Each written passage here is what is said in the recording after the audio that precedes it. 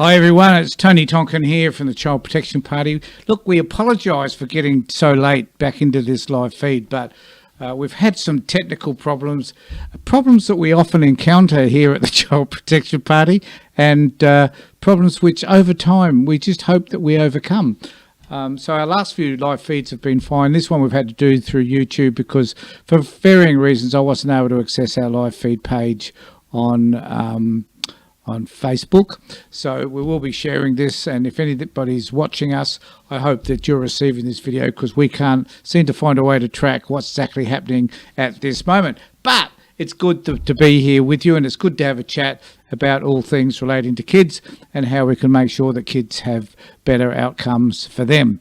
So there's a number of things which we need to talk about. And to talk about them with us is none other than the great, the fabulous, the amazing Avery Hilditch. How are you, buddy? Thank you, great, wonderful, amazing Tony Tonkin. I'm good. Oh, thank you. It's the first time you've ever referred to me as great and wonderful. I thought I should be doing that every time. One quick thing. Anybody that is on the Facebook page right now, I've just posted a link to this live feed. And we've had a couple of attempts, so there'll be a couple of blank live feeds. You wonder what in the hell's going on, and it was because we're just inept, really. All right, it's not Avery's fault at all. It's just that I'm trying to struggle to try and understand the software that we use for these live feeds. That's a bit of a struggle, but we're slowly getting there. And actually, how to do the live feeds. I tried to do them more efficiently, Avery. I tried to set it up so they'll go direct to our live feed, because the encoder registers a code for us, but and that worked for YouTube, but didn't work for Facebook. That was the problem. Yeah. As it turned out. We've got so that link that I've just put up on Facebook will take them straight to this video. So it doesn't matter about the earlier ones. It'll take them straight to this one. Yep.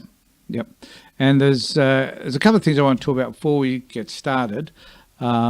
Number one is I did one of the goals of the Child Protection Party has been to federalise or nationalise, I don't know whichever way you want to use, the child protection system in general. So rather than the states having control individually of that, we were hoping that federally that it would be better for a national organisation. But as remote as that might seem, I came across this idea about a assessment panel. So in the United States, they have an organisation called Ofsted, which looks after education and a whole. What did I say? Oh, sorry. Thanks, Avery. It is the UK. It's certainly not the United States. And the purpose of Ofsted is to provide some transparency around the way their child protection system works. And when I was in the UK last year, it was evident from the people we spoke to that that system is helpful in evaluating what systems within the UK are effective and what systems are defective. And as a result of that, it's pretty competitive market in terms of funding, because the better you are, it seems to me, the more funding you're more likely to get, or at least you get accolades and people celebrate what you've been able to do. And sometimes what people do in some of the boroughs means that they kind of set the standard for everybody else, and other people tend to follow as a result of that. So I thought that this would be a concept, even though it's not the same concept, but it'd be a concept worth advocating for here in Australia. So today we put out a press release stating just what I've said, basically, hoping that people will pick up the idea that perhaps we need a national standard that is implemented, and that the system that we currently have in each state becomes transparent, because we can compare it against the work and efforts being done elsewhere, and that we'll be able to probably even score the way some organisations. So in the UK, some boroughs and some councils have been penalised heavily for the way that they've managed child protection issues, and as a result of that, they've they've kind of had to get rid of some staff, had to employ new people, and they've had to start again. And I don't see that as a bad thing. I think that means that we're getting rid of those people that were ineffective. So that's kind of one of the things that I think is important, and that's come out of some of the work we've done at the Child Protection Party today. And Avery, there was also another press release that we put out recently. Would you like to talk about that briefly? It hasn't been sent out at the moment. It's to do with the some child protection legislation that's going through the West Australian Parliament at the moment. I won't say too much about it right now. It's not yet been finalised. I've just got to read the final draft that was produced by, the final copy that was produced by Clinton. And from what I've read so far, I would imagine I'll be sending that out this afternoon. The legislation, it doesn't appear to have gone to been put up for public scrutiny. It sounds like they haven't asked for submissions from the public or from other political parties or organisations or anything like that. And if that's the case, that is definitely a wrong thing to do. You know, it's them dictating what's going to happen. And much of it is around the Aboriginal community in Western Australia. And I think Avery, it's worth noting that one of the things that's really concerning us at the moment are two areas, one around adoption and how that should look or how we should approach that as a party, and the other is around child protection issues and all the other issues that are associated with Indigenous kids as well. So right at this particular point in the life of the Child Protection Party, these are two important focuses that we have. So if people have something they wish to say about either of those two areas, then I suggest that they contact us so we can have a conversation about it. Yeah, on that, Tony, once we've shared this video up to Facebook, what I'll be doing is posting an email address in the comment section when we create it. I've created two email addresses that the public can write to. One about the app for the Indigenous Peoples Group that's looking at that policy, and the other at the adoption group that's looking at the adoption policy. All right, okay. Yes, and the important thing, though, at the moment is that we are actively putting together groups of people who have some lived experience primarily in these areas that can formulate those policies for us. Yeah. That's right. No. So yeah, thanks, Avery, for that. And one of the other things that we wanted to talk about today is, well, number one, I apologise that we were going to have Narelle with us today, but she's unwell at the moment. So we wish her that she does get better, and we wish her well. And hopefully we'll catch up with her in the next week or so. But there was something that you wanted to specifically talk about, which was on Q&A last night. Yeah. Q&A last night, they were talking about the specific thing. It was mostly there was questions from younger people. They had a panel of, I think, 5 people, and there's a young woman on the panel who spoke about the casualisation of employment in Australia, and it was that I wanted to talk about. And I know you've got a video. Are you able to put that up on here? Oh, we have the technology. Yes, well, we can do that. So I'll put that up, play just a couple of minutes of that, Avery, and then you could perhaps talk about or respond to it. Okay, here we go. Thank you. Support payments right now were counted as unemployed. The unemployment rate would be 58%. Sophie, how hard has this hit your generation? Look, I think what Danielle said is right. We do need to look forward, but we also need to learn from the mistakes of the past. And what Alice has really highlighted, and what I know a lot of young people are experiencing, you know, this isn't just happening to one people or a cluster of people. This is happening all across the country. And what that's really highlighted is the failure of casualisation across the workforce, particularly for young people. We have one of the highest rates of casualisation in the developed world. For young people, that's been particularly difficult. We're predominantly employed in industries like retail, like cafes and bars and restaurants, all those industries that have been really difficultly hit for young people, and that's what we're seeing. This is the outcome of that. Another important thing that I will add is about 500,000 young people who were employed as casuals for less than 12 months have been excluded from the JobKeeper payment. So the system isn't working. We need to learn from the mistakes of the past, and we need to forge a future where young people do have opportunities and this doesn't happen again. Innes Willox, do you accept that young people have been disproportionately hit by the economic impacts of this shutdown? Oh, look, Hamish, I think undoubtedly young people have been hit very hard by this, and that's just the nature of how this has hit us.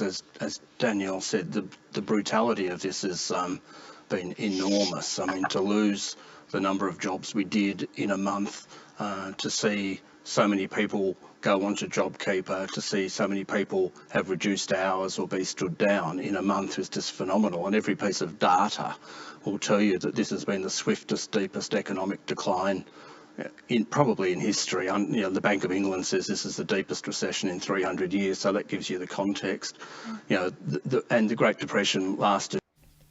I don't know whether you wanted to carry on with that any further, No, Avery, but just he does actually in a moment. He does criticise Sophie for producing, which I thought was quite interesting. He criticised her for the data. He said that she produced was wrong, and she said, "Well, I didn't talk about any data at all, so I don't know what the hell you're talking about." Yeah. It was interesting how this older fart wanted to have a go at the younger one, and had to look for a reason to have a go at her, because there's no way in the world he was going to be told off by her. That's exactly what the impression I got. Yeah, good on her. I reckon she's fabulous. Wise. I'm going to tell you how it actually is. He's absolutely wrong. What she said about 20% of the workforce being casualised is spot on. That guy, Innes, whatever his name is, he said that it'd been 20% since 1998, and I checked that, and that is actually correct. The casualisation in the workforce hit about 20% in 1998, and it stayed pretty steady around that ever since. The thing that she was saying, she was talking as though she made it sound as though it was only young people that were affected by it, and I know that's not true. I know people that are in their 40s and early 50s and that who for whatever reason are casually employed. There's one particular person I know that had been at work for 6 weeks when COVID hit, and straight away he went from $30 an hour for 20 hours a week, casual, to $0. He doesn't qualify for any assistance whatsoever. That sort of thing, as she said, it applies to the younger people, but it equally applies to older people. The problem that I see with casualisation, which is the main reason I want to speak about this, is that if you've got anybody, regardless of their age, who is casually employed, they get no sick leave. So if they whether COVID's around or not, if they get sick, they go from however many dollars per hour to $0 an hour, and they don't qualify for support from the federal government because they're off sick.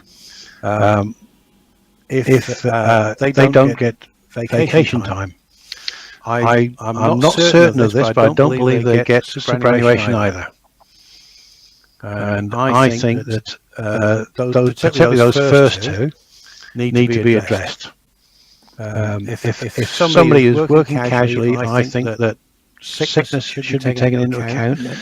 I wouldn't expect the employer to pay it, but I don't see any reason why the federal government, through our taxation system, couldn't pay a person who is sick some sort of financial support.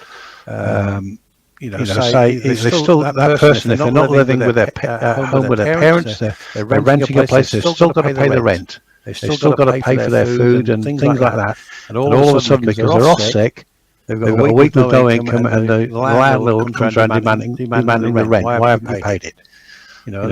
These people are they've got to starve, have they, until they get better? Not right. Yep. So what do you see what do you see as a reasonable solution to this? Do we need to be more? Are you saying we need to be more mindful of where young people particularly sit in terms of their employment, and that the benefits for those young people should be greater? They shouldn't be excluded. Yeah, it should be more accessible. My son James broke his foot 4 weeks ago, something like that, 5 weeks ago, and it took him about 10 days to get some sort of support from the federal government. He's getting a welfare. Well, he was getting a welfare benefit, and he was able to go. The people that employed him took him back in. So instead of working on the shop floor, so to speak, he's now working in an office for the time being until his foot is fully healed, and he can get back to work. But it took 10 days, right? Which meant that for 10 days he couldn't pay his rent, he couldn't, do anything like that. If in a situation like this, if a person is employed casually and they're sick, and the doctor says you're going to be off work for the next 5 days, here's your certificate. Take it to the Centrelink, and they should be able to get an emergency sort of support. Payments to help them meet those obligations. So in effect, we're disadvantaging young people, and also it's going to be harder for. I don't know whether it was later in Q&A, but someone talked about the difficulty that young people. No, where did I see that? I saw it somewhere else. I think yesterday, that young people will find it difficult to get work. That they'll have qualifications. They'll graduate from university or whatever. They'll have a qualification. Q&A. Was that Q&A as well? Yeah, it was. Yeah, and I was a young person was asking a question, wasn't she? Yeah, that's right. And she said that she, even though she's qualified, she'll find it really difficult to get work now because the contest for the number of jobs that will be available will be far greater now, and that there will be a number of organisations who'll simply shed jobs, I would suggest, because of the coronavirus. They'll find different, what they would argue would be more efficient ways in order to manage their businesses. And as a result, young people will get out. And she was saying, look, how does a young person possibly go out and gather the experience to do what they need to do if they're never been able to offer a job? So you kind of wonder whether there's gone to this bank of young people who simply will not have work and will find it difficult to get work and difficult to develop their skills post-COVID. Yeah, there's some things that I disagree with in what she was saying and what you've just said there. Yes, it will be harder because the number of 600,000 people lost their jobs in April, so there'll be a huge competition when everything's back online, sort of thing, for any of those 600,000 people that lost their jobs in April. If you're disagreeing with anything that I say, Avery, feel free. This won't be the first or the last time you disagree with me either.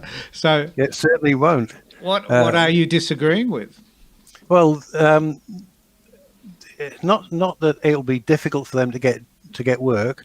The way she phrased it, this person phrased it on Q&A, was that it will be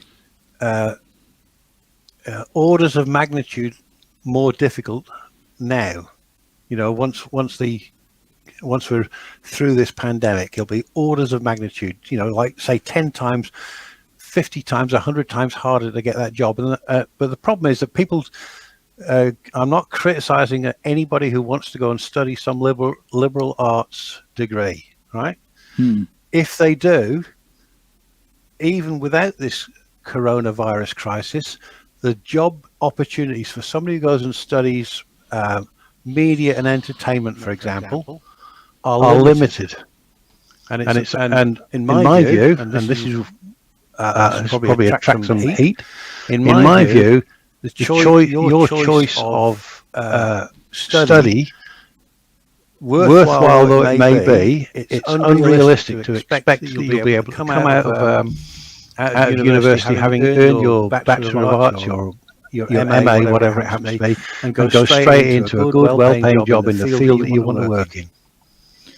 Well, So you're saying that are you saying that some young people's expectations are too high? Is that what you're saying? They are, and I think I also think that they are possibly being misled, right, in the schools. And well, if they contact a university and say this is what I'm interested in, or if the university comes to the school and to meet with people, sort of a careers day, if you know what I mean, and they say, oh, I want to study this, the universities will tell them, oh, you need to pass these subjects in your high school education, Yeah. and then you can go and do it.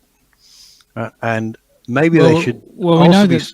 Well, we know Oh, that we know that varies according to the type of profession that someone enters into. If you want to Absolutely. be, for example, you want to be a marine biologist, best of luck. But doesn't mean there's many jobs around for marine biologists, Yeah, I mean, the only reason I said media and entertainment is because that young woman that was on Q&A said that. But it equally applies if you want to be a marine biologist, or you want to be a paleontologist, or something like that. If you come out with, oh, all I've got to do is get this and I'll get a job as a paleontologist, you'd be very lucky if you did. Yeah, I suppose what this is about is, though, young people's fears is really what she was talking about. Yeah. What is the reality, perhaps, is a different issue on the other side of COVID-19. But it is a genuine fear, I would think, that young people have, that they may not be able to get work because the volume of people that will be looking for work at the end of COVID-19 and the trimming down of the system as a result. Well, so the point I was trying to make isn't that it's not a fear. I'm pretty sure, I feel fairly confident in saying that when they go into that course, whether it's media and entertainment, marine biology, paleontology, something like that, that the expectation is they'll come out and they'll get a job in that field, and that I think if you spend 3 or 4 years, or maybe even more, studying a specific profession. So, like if you do a liberal arts course or something like that, well, clearly you're not going to come out knowing specifically what you're going to do. It's a broad-based course. But certainly if you're doing law, accountancy, what else? Social work, psychology, you're expecting to come out practicing, or medicine, you're intending to come out and practice in any of those professions. And I think that's a reasonable expectation. I would argue that media, I've got a son who's a media graduate, and a daughter I've got as well. So both of them, unfortunately, are in the media, but the degree to which they're actually fulfilling their final ambitions in regard to media and their expectations is probably a completely different thing. So how quickly did it take for them to get the job? Did they leave university and go straight into that work? Yeah, my daughter did. And my son took a little bit longer, but he also went off and did a master's. Or did his honours. Okay. No, sorry, he did his honours. But so I guess if you're talented enough, you find work in those areas, and if you're dedicated enough, you can go and do so as well. Yeah. So the point I was trying to make is that when they have these careers days in school, or the young teenagers go and speak to the universities to find out, I think that maybe they should be given a sort of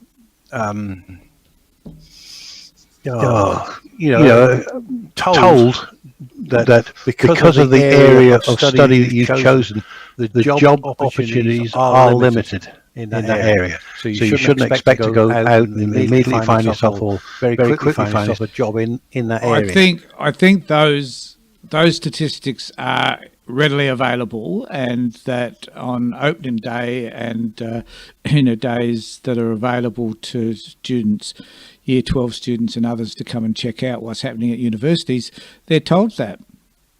They are? They are.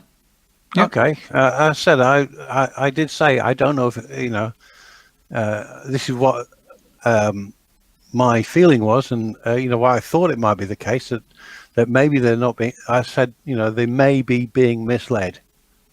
No, right? I think the universities that might are have been a quite bad choice of words, but I think well, there's a two-edged sword, though, isn't it? Universities, on one hand, want to encourage people to come to university because they earn money from that, and the other thing is they want to encourage people to come to the courses in which they earn the most money, which is like law and medicine and psychology and some of those others. So and engineering, maybe it's because I'm old and cynical that I say I know that the university system here is a profit machine.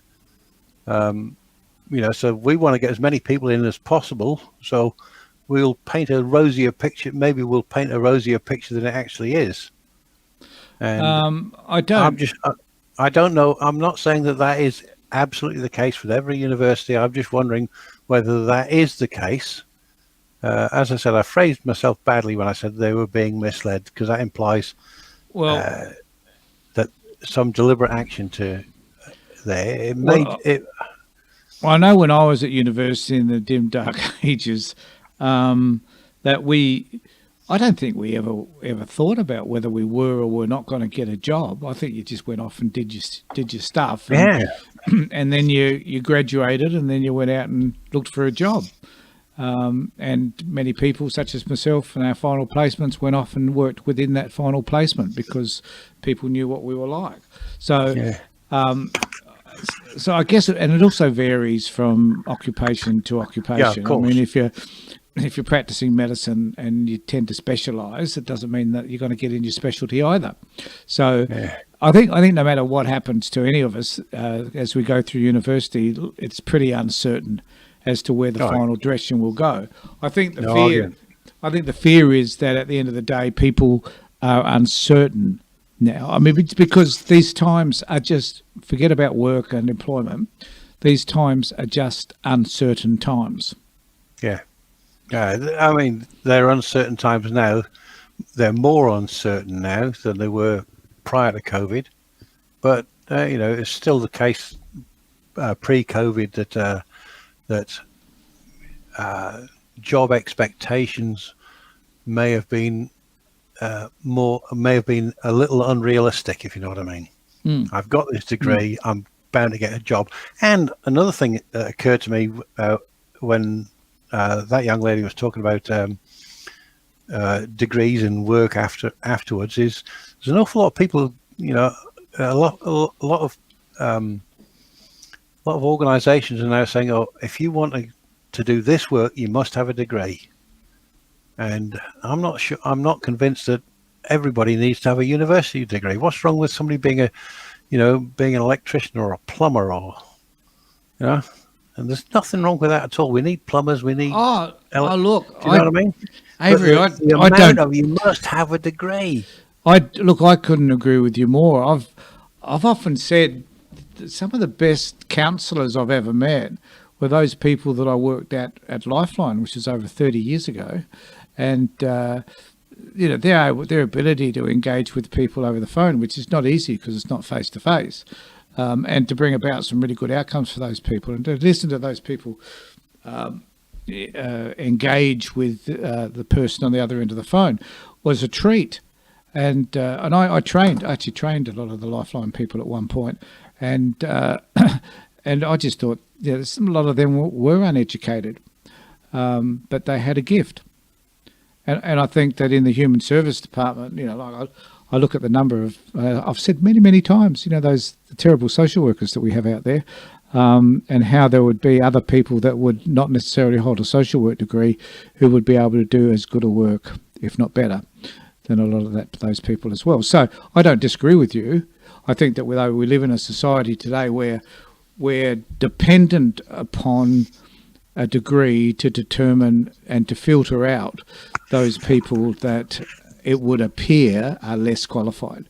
However, I wouldn't like someone who hasn't got a degree in medicine to cut me open or to prescribe a drug. Absolutely not. The point I was leading up to with that, with what I was just saying about we need plumbers, we need electricians, etc., is that a thing that I think would help the youth of today is if you want to be a plumber or electrician or whatever other trade there is like that, the state and federal governments could be spending more on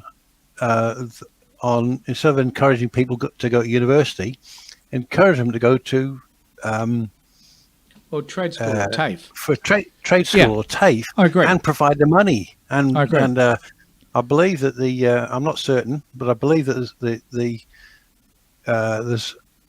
the system for TAFE, for the support that a young person gets who wants to go to TAFE, is different from HEX.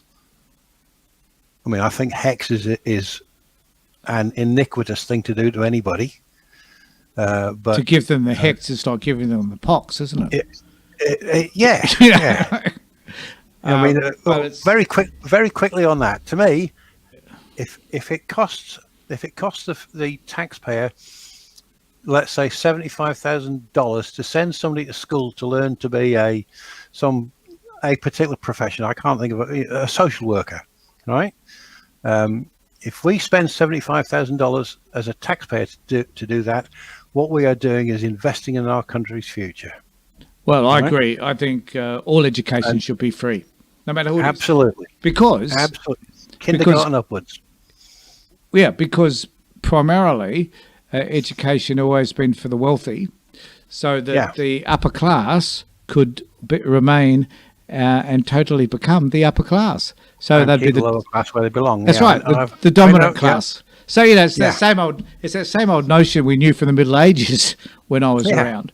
That that Yeah. in I was fact, around before you in the Middle Ages. no, you were too. Yeah. And that the idea is that if you keep the population uneducated, the more control you will have over them. Yeah. So clearly, I was Go going on. to say back to what I was saying about the TAFE, is that the government, federal and states, should be encouraging people to go to trade school who want to go to trade school and making it easier, particularly in the financial side of it, because I think you've got to pay off. I remember being told not very long ago that if you're doing a TAFE course, you've got to finish paying off the first term or the first part of the course before you get funding for the second part. Which means that if it's a 3-year course, it could take you 7 or 8 years to complete it because of this. This is what this. I'm trying to remember who it was. I can't remember.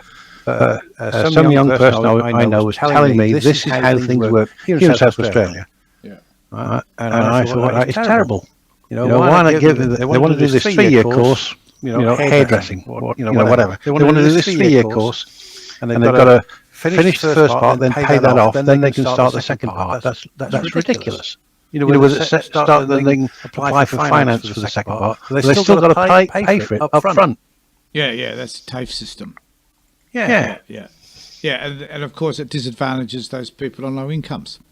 Yeah. So Exactly my point. and even a mean tested system would be better, where if your parents are rich and wealthy, or they are middle class to upper class, then they might be able to pay a proportion. But certainly, if you come from a poor background, it should be free.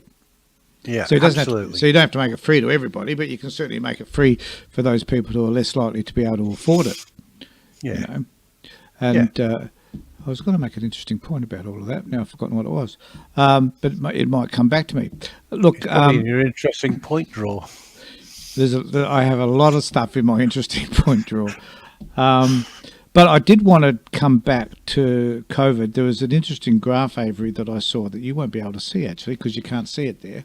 But it had, so I'll bring it up for everybody else, those 2 or 3 people that have been able to connect. For some Your reason, sound is gone. yeah, some reason people can't hear me there. Anyway, on this, so I'll flash it up. I've got it. Yeah, I've flashed it up because I haven't got the sound set for that, which is a bit odd because I had it set before. But the US is way at the top, and Australia is down the bottom, even though they haven't got New Zealand in there, I hasten to add, which would be comparable with Australia. But we're flat, man. We've flattened this curve. So you're taking that graph down because it's no longer on my screen. Yes, I have, because the audio Okay. wasn't working on it. Right. Yeah.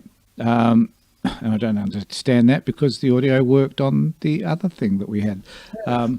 But I was just wondering whether...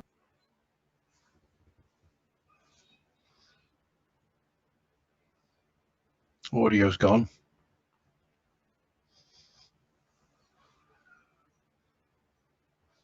No, it's still not there, so it doesn't matter about it. But I guess the point is that we ought to be proud of what we've been able to do, I reckon. That Chinese one is somewhat suspicious. It's a dead straight line. You know, And it climbs was- up to 86,000 or whatever, or 8,000 or whatever the number was. Then suddenly it's dead flat. Yeah. Well, maybe someone's fudging with the figures there, do you think? I think so, yeah. Yeah. So, what do you think of the barley problem, the trade issue, and the inquiry, all that stuff? To be honest, haven't heard about it, so I can't comment on it. All right. Well, then I will. Yeah. As you know, Yeah, go for it.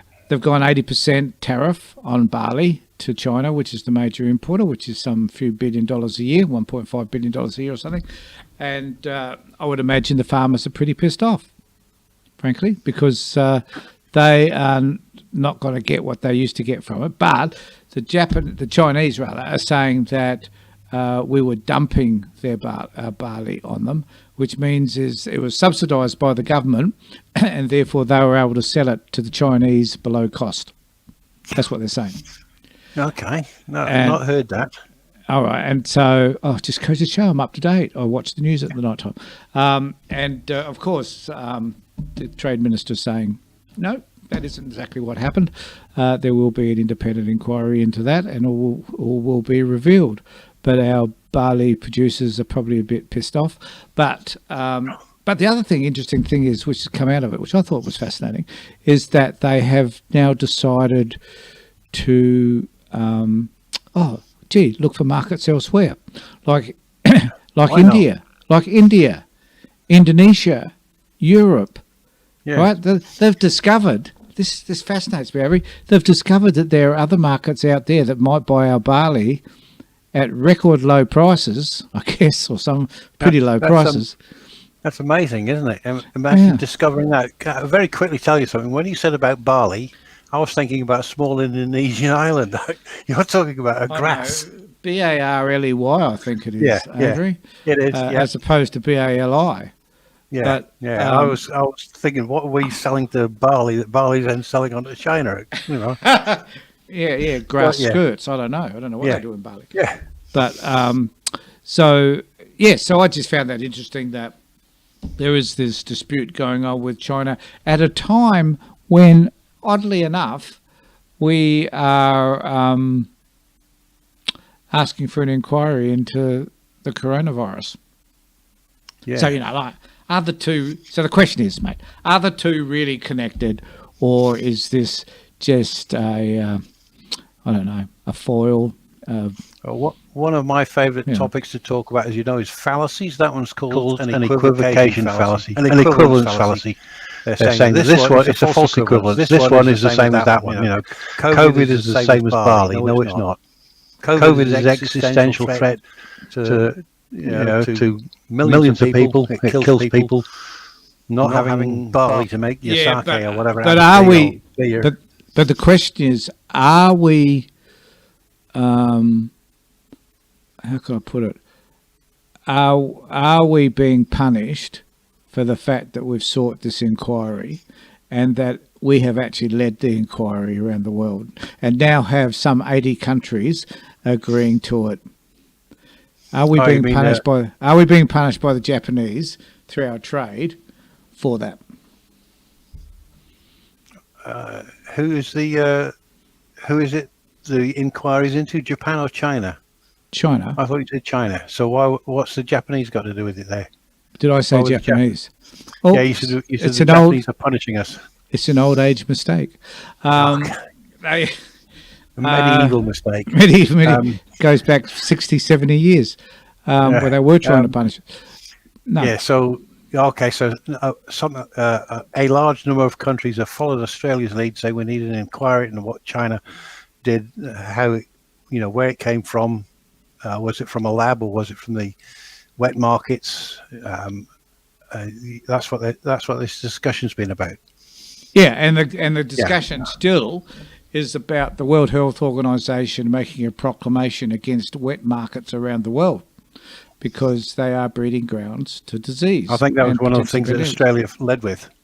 Yeah, that's right. Yeah, and I 100% back any government that says that wet markets should be shut down. So here we are, as a small. I think it's quite funny because here we are as a small party talking about this, and here we are as a small country in terms of population talking about things, and we're making a big splash. Yeah, I think it's symbolic. You see, Avery, it's symbolic of what smallness can do. Yeah.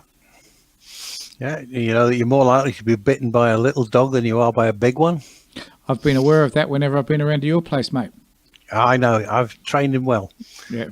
Fearsome dog. Yeah. Now the what you're saying about a small party in a small country having a big impact is right on point. And good on the government for doing it. Yeah, absolutely. I was having so my wife and I, my son, were talking the other night about how wonderful and refreshing bipartisanship is. I was asked the other day, what one thing would I like to see remain after the coronavirus pandemic has passed? And my answer was bipartisanship in government. So I agree. I think they keep the national cabinet going to argue issues which concern all of us, but which can be controlled and governed by the states. I think it's imperative, rather than a COAG meeting once a year or whenever they do it, to divide up the money that goes from the federal coffers to the state coffers is bizarre. Yeah. Because there's lots of other stuff that happened throughout the year. Oh, and that there can be common interest around many of the things they're doing. Child protection, for example. How wonderful would it be if all the states got together and said, "Yeah, we need some unified approach towards child protection." This very thing that I put out I'm just flogging this thing I did today. This press release. So and what about coordination around mental health programs for young people? Yep, should be more of that. Yep. What about education for young people and those people that are struggling, the kids that are struggling? How about better services and stuff for that? All that stuff controlled by the states, but can be funded partly by governments, or could at least have some government oversight to help and facilitate its growth. How about a national, federally funded, federally funded policy on child protection? That is federal legislation that all the states must abide by, and it's administered by the states. How about a federal education policy that is federally funded and managed by the states? How about a federal health policy that is federally funded and managed by the states? Now, I know the answer why it doesn't happen.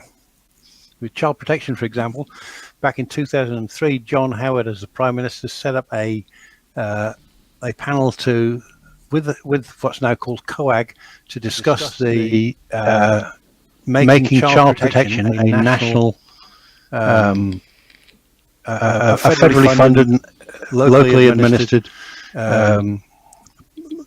system. So it wasn't going to be 8 different child protection systems; it would be one. And every state and territory, they said, you are trying to usurp state powers, and that's why it didn't happen. Well, I think I can see exactly the same thing with health and education. And I think the states need to get over themselves, quite frankly. If you the problem that we have around Australia is that we have so many differently run systems, and none of them are doing it the best that they can. I mean, there are some that are better than others, admittedly. But if we had a standard approach, let's do registration for social workers to start with, to make sure that and it doesn't even have to be mass registration of social workers. It can be registration of social workers who work within child protection. Yep. You know, so let's think about ways by which we can improve a system that has better outcomes for kids. How hard is that? The problem that we have is that no state does it correctly, and there's no overarching organisation that says this is the best way to do it. And there's no one that steps in and says you're not doing it the way you should be doing it. And that, you know, it's like, take nursing homes. We've come to realise, they have in the United States in particular, probably not so much here, but no, there was a time. Remember the problem a year or so ago with the nursing home down at Oakbank? Yep. Yep. And that it was discovered that the nursing home was being run very, very poorly, and the staff were poorly trained, facilitated, and paid, and then and people died. You know. Yep. And now, if we take just as much notice of nursing homes, try and get those places in order, why do we ignore child protection? The people in the aged care centres vote. The parents, as I said before, not all the parents of the kids that we deal with vote. No. But, you know, why not as a community? You know, there's a lot of outrage about what happened in aged care facilities back then. Yeah. Why not have the same outrage about the way kids are treated? Now and this isn't about saying whether kids should stay in care or not, or whether they should be returned back to their parents. There's actually about saying kids need to be treated differently and better, and they need to be heard. And then they need a voice. And so, okay, they don't vote. Well, why should that even matter? It shouldn't. You know, dogs and cats don't vote, but they have, in some cases, more rights than what humans do. Yeah, you know, and that's because people care. The climate doesn't vote, but we go around insisting that you know, we ought to be more conscious of our climate. It hasn't hit us yet, as it probably will in a few years to come. But you know, at the end of the day, climate doesn't vote, but we become aware. Very quickly on climate, watch Four Corners from last night. The reason I said about voting is that all of the federal, all of the state politicians who are sitting in the House of Parliament, whichever part of it, upper or lower house, except for Queensland, they're interested in what's going to happen in 3 or 4 years' time. Am I going to be sitting in this seat still in 3 or 4 years' time? And I'm going to do what I need to do to get that. So kids don't vote. So I don't really need to concern myself with those. I need to concern myself with how am I going to get all the people who are 18 or over to vote for me rather than vote for somebody else. Sorry, why are they concerned about that? Because they want to know, they want the person that's sitting in the federal parliaments or the state parliaments, they are thinking about their own future in 3 years or 4 years' time. Am I going to be sitting here in this seat, you know, the seat of Playford, for example? Am I going to be sitting there in 3 or 4 years' time, whatever the period happens to be? Well, I can only say. So I'm going to do what I need to do to make sure that I get the voters to support me. And kids don't vote, so they're not, you know, so why do I need to address that? Well, I can say, fucking get over yourself, mate. You know, like this is about having morals, values, principles, code of ethics, practice principles and stuff that actually work. This is about making sure that your values are in accordance with the people you represent, which happens to be kids. You know, those kids are going to grow up and become adults, and if they recognise that you were the bastard that didn't make changes for their lives when you could have, then you're a member of that party that didn't make changes. You will rule those days. And you know, and I don't know how many people out there that are in politics don't have kids. But, you know, why aren't you? Well, I guess a lot of them aren't thinking about their grandchildren, their kids and their grandchildren, because they're financially secure. You know, there's And not it- one yeah. person who sits in Parliament, Avery, who's on the bare bum of their ass, who can't afford food for next week, can't afford to educate their kids, Can't pay the rent. Yeah. can't pay their who may be kicked out next week because the person they're renting the place from wants to sell it. You know, you just don't know. But they're not. You know, they're part of the proletariat, mate. They're part of the. Am I sounding like a communist now? Oh, I need to be careful. But you know, We've just had a comment come up on there are people. YouTube. There are people watching us on YouTube. Yeah, Even there's more one- amazing. There's at least one person. We the people, dude, lol. You can't say the F word on YouTube. Oh, shit, sorry. I apologise for that. I'm sure YouTube will probably remove my video. Well, that's You not hear true. You hear that word a lot of That's times not on YouTube. That's not true because I've heard it before on YouTube many a time. And I heard. Whoa, where did I hear it from? Oh, ever watch late night? Any of the late night shows? They Oh, do yeah. it. Yeah. That's- Yeah. So, yep, not true. However, thanks. Oh, Oh, look, I want to thank he that didn't say person. dude, lol. We the people. That's the. It's We a the group people. that's supposed- Yeah. Well, I'm Thank you glad for that. somebody's. I'm glad somebody's watching us, Avery. I don't Yeah. feel like we're so much alone. Not that I've really mattered too much because I've enjoyed the conversation. No. They've This is they've commented again. We the people. It doesn't worry me, but I think you can get a strike. We can mark mark the video as not suitable for children. Yeah, I've usually marked it as over 18. So Yeah. yeah, Yeah. So we'll get away with it. yeah, we will. So, but thanks for that person for being there. I appreciate it. I don't know who you are. I don't know who I've they told are, it. but I love them. I've shared it so everybody can see it. You know, he All doesn't right. spell out the word. He just puts star UCK. Yeah. Okay. I don't use it very often, but I just felt so compelled to express my emotions in that very crude and rude way. I have to restrain myself when I'm doing this. Well, you are. Well, I'm less restrained, obviously, than you are, Avery, Yeah. which is a bit I mean, of a concern. To those politicians, I would have said, build a bridge and get over it, rather than use your. If I was talking to them directly, I'd have been using the phrasing that you used. But on Yeah, and here, it's not like remember that outburst that Rudd gave, where he was ready to he was doing an interview or something, or was preparing for an interview, and he Yeah. told him to F off, and he swore Yeah. at them. You know, it's like, sorry, and I just want everybody to know out there that that was the first time in my life I've ever used that word. Yeah. Oh, Did you like my straight face?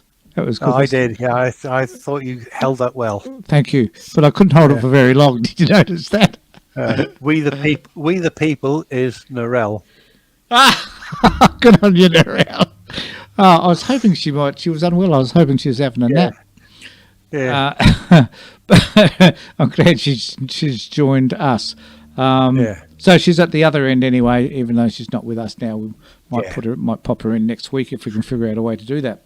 Yeah. But Avery, this. Well, no, sorry. Next week it's Michael. Oh, Michael. uh, Yeah, but the week after that, Victoria. maybe. Yeah. But we've been doing this thing for 53 minutes now. Yeah. I think we should maybe start winding up. We should. Been a lovely chat though, mate. It has. Considering it, we were very. I mean, we must let everybody know we were very frustrated because we couldn't go direct to Facebook. I don't know the reason for that. I'll sort that out. Yeah. But when we do our next feed on Thursday, hopefully I'll have it all worked out by then. I had an issue on Facebook last week where I could get to the page where I get the header and the columns on right and left. I couldn't get the timeline. Got no idea why. I rebooted the machine, didn't make any difference. Following day, Look, it worked fine. You know, sometimes it isn't always us. Yeah, You know, Yeah. that occasionally it is the technology. It is the actual technology. yeah. Here's That's the Mark issue. Zuckerberg saying, "Get off, Hilditch." Oh, You're is that what spending he's too saying? much time on here. Yeah, yeah. Oh, right, that's what it right, was. right. Yeah, because you're almost on a talking terms with him. Nudge, nudge. Just sort of. about. Yeah, yeah. I have the same relationship with Bill Gates. Oh, You know, I'd like. I must say this just in closing. I used to have a real thing about Microsoft. So years ago, I decided that I wouldn't use any Microsoft products, right? So there's a program called Red Hat. You know that? Which was a Linux program. Linux, yep. Yep. So I thought I'd put everything on Linux, and then, which is fabulous because I think Linux has developed somewhat since then. But this is about 25 years ago or so. And the reason why I chose to do that was that, you know, I didn't like the monopoly that Microsoft had. And so it was my way of rebelling. Like, you know, I got an email from Bill Gates the following day saying, Tony, we're devastated that you're the only person in the world who's not using Microsoft, you know. And and so I realised I'd made an impact, you know, Yeah. as one would. But then later on, I came to realise that there were so many programs I wanted to use that I couldn't use unless I was using Windows. So I had to go back. And I think Bill's doing a fabulous job at the moment, given he's no longer chief executive of Microsoft, and that I think he's doing a. As I said the other day, he's something like the second or third richest man in the world, and he can't give his money away fast enough. And people criticise him for giving hundreds of millions of dollars to charities just so he can get a tax break. You know, he really needs that tax break, doesn't he? He really needs that Jesus tax break. Christ. These people who criticise him for saying he just wants the tax break, it doesn't occur to them that charity that he's just given $100 million to is $100 million better off today than it was yesterday. Well, I just want to send a cheerio to Bill because we have a little thing called the Riley Foundation, which is there to help kids and parents to reunite and get their acts together. This is what the Riley Foundation does, and I just want Bill to know that that we could adequately do with just $1 million. Yeah, it's not all that much to ask. You know, the third wealthiest man in the world, and you know, at the end of the day, it is saving lives. It may not be solving malaria or whatever, but it is still saving lives. Yeah. And that applies to all the rich, the billionaires in Australia, all the multi-millionaires in Australia. You know, send us some money. Yeah. Support us. Yeah. Be a patron. Mr. Forrest. Yeah. You know, I think he should. What about that big, ugly dude that ran for Parliament? What's his name?